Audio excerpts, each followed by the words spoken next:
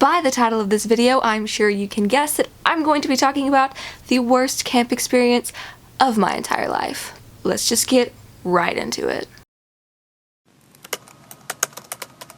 First off, I'm just going to give you a little bit of information about the church, who ran this camp, and about the camp, but just so you sort of have a picture and an understanding in your head here. First off, this is the biggest church in my entire town. I'm talking thousands upon thousands of people attend this church. I'm not trying to be like judgy or rude here when I say that this church is sort of known for being the snobby, not really good church, you know what I mean? It has a bit of the reputation in town that it is the church full of people who don't really take Christianity that seriously. And I'm not saying this to be judgy at all. I'm just trying to paint a picture for the type of people that this church sort of draws in. That's not everybody. There are plenty of people that take their faith very seriously who go to this church. It's just sort of its reputation. And I did go to this church for a little while, so I can't confirm. So anyway, my point is it was a very social church. Because of that, they had a ton of social events all the time. One of these events was their summer camp. They had one for middle school age students, they had one a few days later for high school age students, and basically you go out into the woods and you camp for a week. Hundreds of people went. You didn't even have to go to this church to go to this camp. It was open to anybody. It was very well known in our community. A lot of people just did it to do it because it was fun camp. You have multiple different cabins for boys and then for girls, and you have 14 to 20 people depending on how busy it is a year that stay in one cabin, and you sort of stick with them for the entire week, and you go and you do activities with these people. They have it split, so about half the time of your day at camp is spent going to church services and doing activities for getting closer to Jesus, and then the other half is split going and doing activities sporting activities like basketball, football, ultimate frisbee, volleyball, tubing, whitewater rafting, that kind of stuff. And that's what a lot of people went to the camp for. Now, going back to sort of what I said about this church being sort of not that serious about faith, this church cared a lot about numbers. What I mean by that is how many people they had going on Sunday, how many people they had at their events, how many people they had that attended the camp. This church in that aspect felt a whole lot more like a business than a church to me. This camp had a cap, a limit of the amount of people that can be able to go. After, I don't know the cap, but let's just say it's 300 people. After 300 people sign up and pay, no more people can sign up, no more people can go.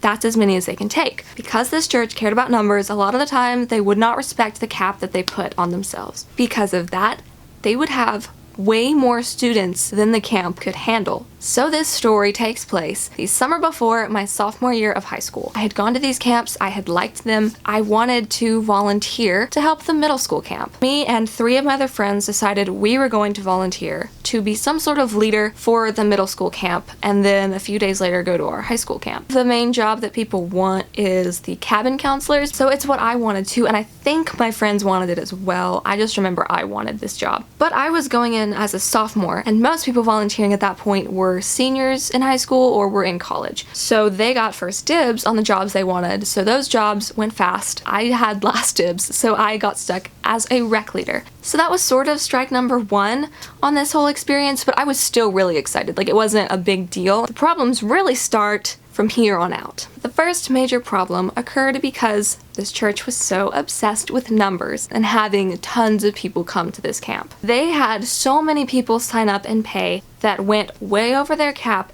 that they did not have enough room for some of the leaders to stay in any of the cabins on the campground.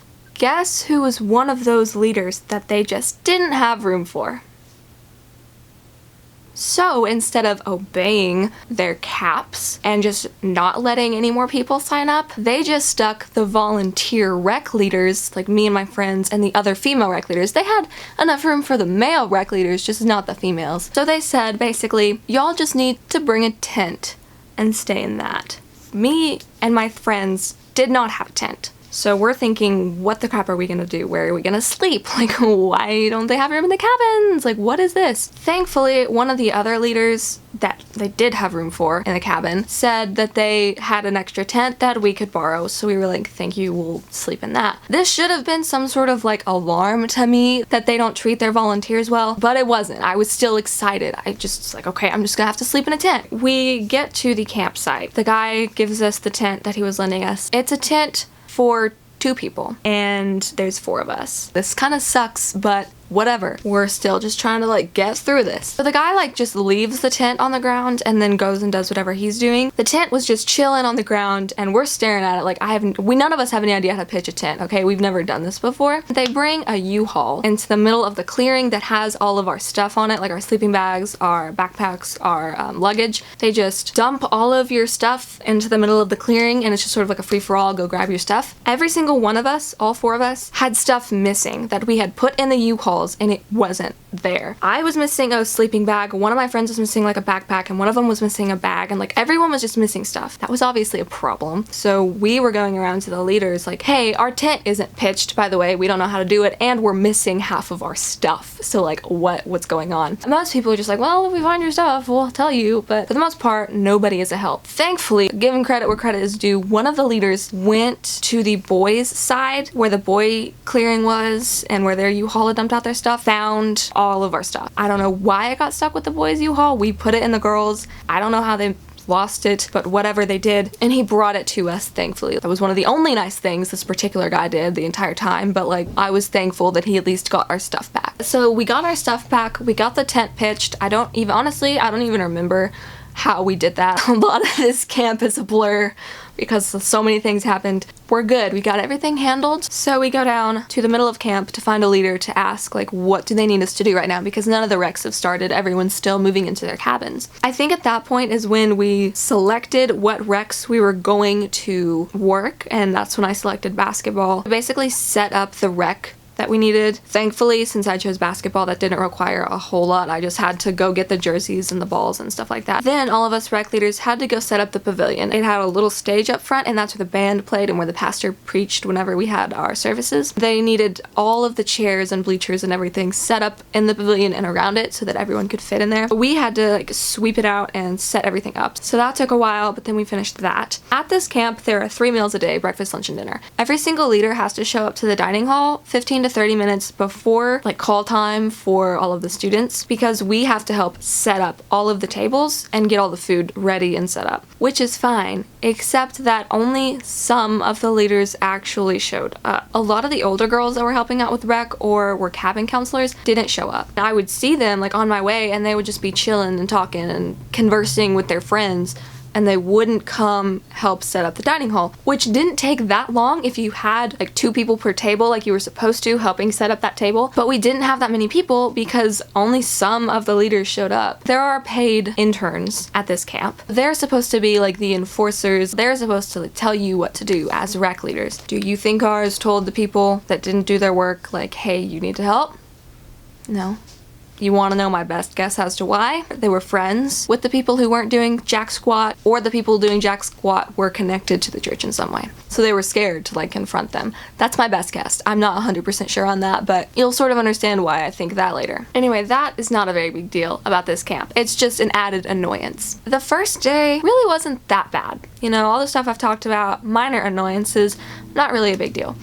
The problems start arising that night, that first night. Picture a small tent that's meant for 2 people that 4 people have all of their bags in, have their own bodies in, and have to sleep in the middle of the forest in the hot southern weather with no fans, no air conditioning, no nothing. You're packed together, it's hot, and it's gross. We were sort of on not a hill, but like a tilt of a hill, and I was at the bottom of the hill, so when people started to fall asleep, they would sort of start to roll onto me, and that wasn't fun. I remember waking up in the middle of the night to being suffocated because my face was pressed into the bottom of the tent, and the girl beside me was like pushing me. She didn't mean to, obviously, but she was asleep and she just sort of naturally started to roll into me, and I naturally started to roll into the side of the tent, and I was suffocating, and that's what woke me up. So that wasn't fun.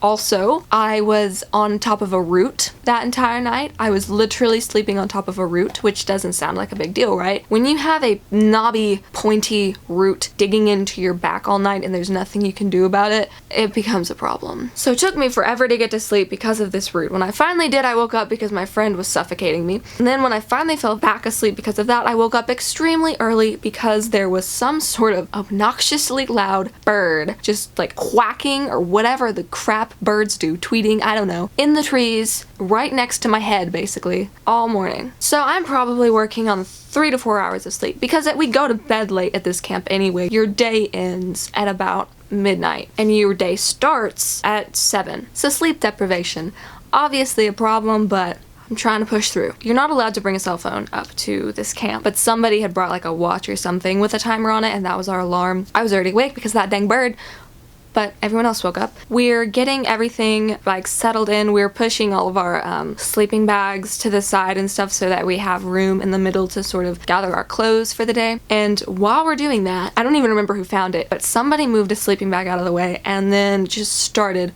screaming. It was loud. The rest of us were like, what are you screaming at? And she points, there is the biggest bug I have ever seen in my life just sitting in the middle of our tent. I don't even know what kind of bug this was, but it was the size of my hand. No, not my hand. Probably not exaggerating. It was almost the size of my palm. It was about this big. And we needed to get it out of the tent, obviously, because that is not something you want living in there and making babies in there. I grab a big stick. We're, taking turns trying to like flick it from the stick out. These girls, the ones that skip out on helping set up for breakfast, lunch, and dinner, and the ones who skip out on setting up the rec activities, so it's left to the ones like me who actually do it, they get super ticked off. They come out of their tents and they're like, stop screaming, it's early, people are trying to sleep. It was like 7:15 in the morning and we had to be down at the dining hall at 7:40 to set up. You have to get dressed and get ready to go. You shouldn't still be sleeping at this point. You should be getting up and getting ready so you can go help set up for breakfast. But of course they weren't awake because they didn't help set up. So they could come down any leisurely time they wanted. So that was annoying. I got kind of irritated about that. So we go about our day, doing our job, setting everything up, and then it starts to rain.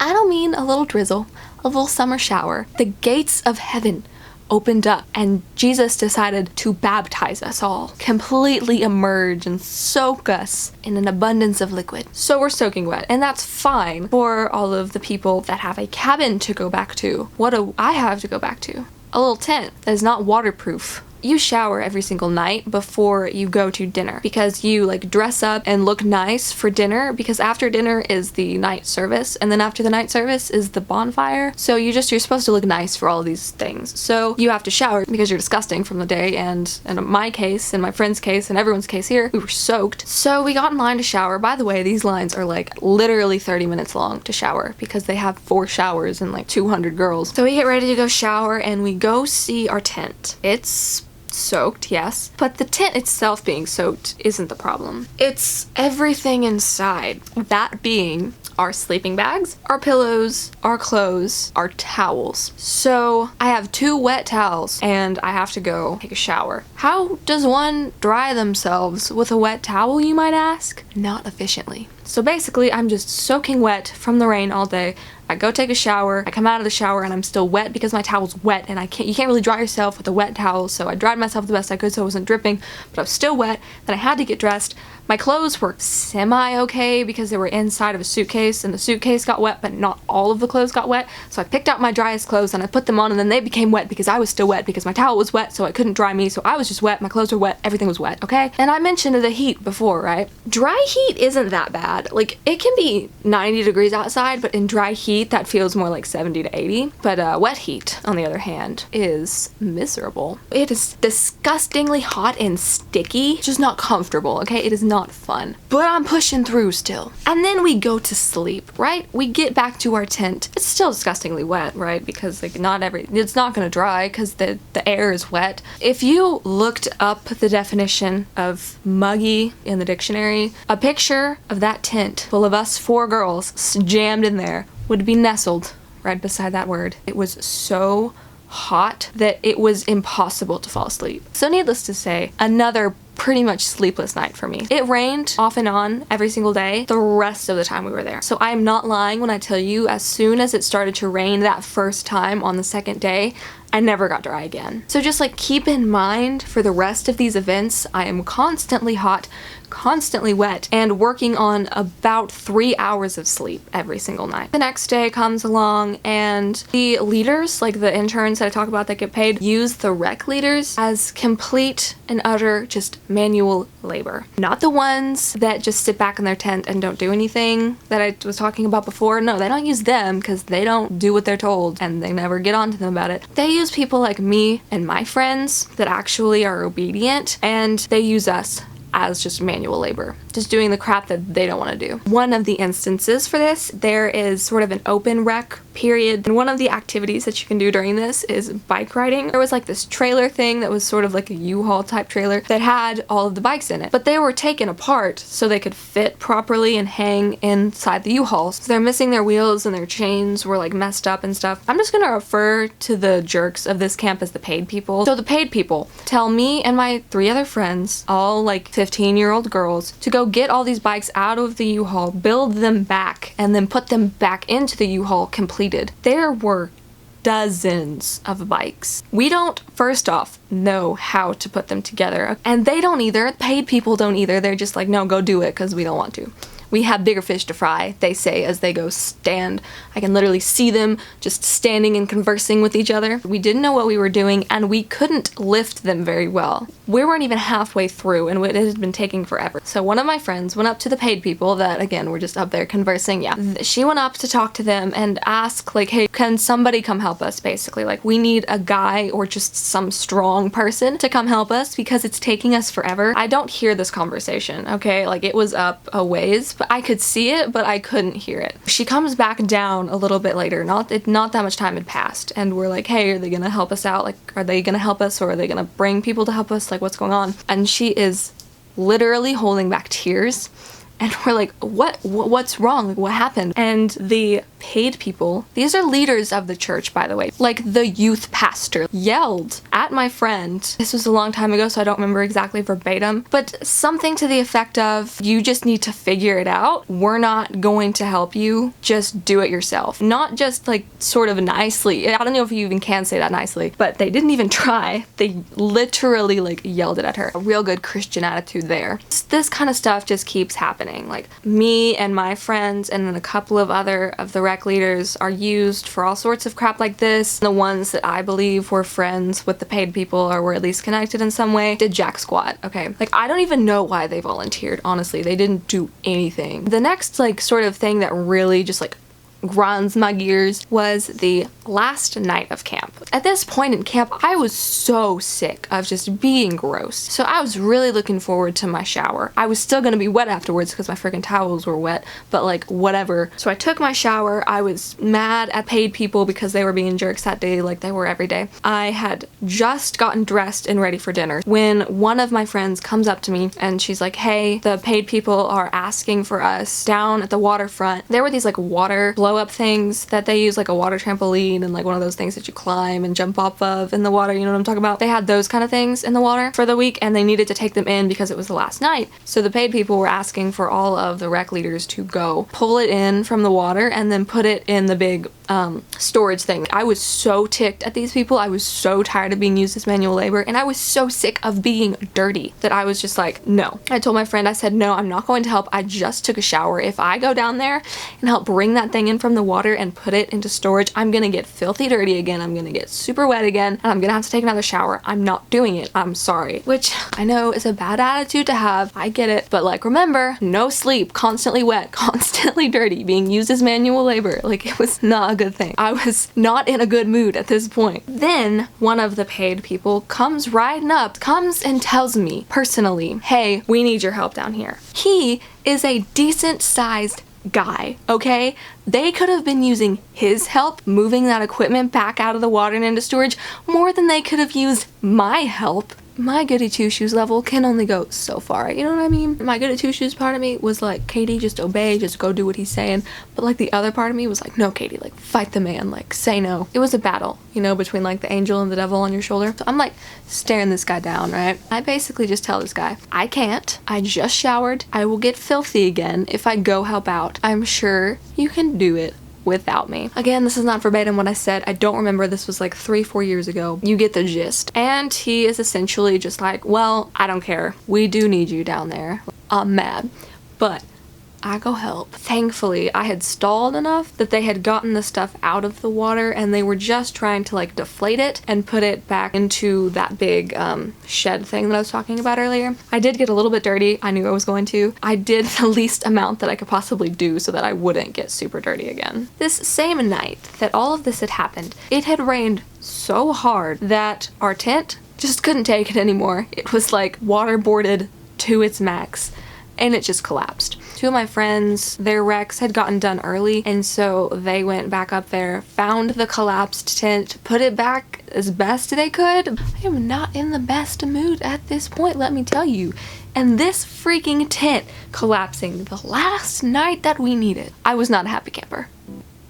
I know, I'm so funny. So punny, Katie, I know. We basically just were like, screw this stupid tent. We're gonna go sleep on the floor of a cabin if we have to. We didn't want to be in that asleep at night and then it rain again and then collapse in on us. Thankfully, one of the girls had like left early or something, so they had a spare bed open, so that was Jesus. I think he was trying to repay me for like that week and he was like, here, Katie, you can have a bed. The last day was only a few hours. Again, they used us as manual labor to tear down everything in the camp that day. I didn't even care at this point. I just wanted it to end. I just wanted to go home. I had my high school version of that camp like the next day or 2 days later. Like it was back to back. I just remember coming home from the high school camp the next week and I passed out for 18 hours.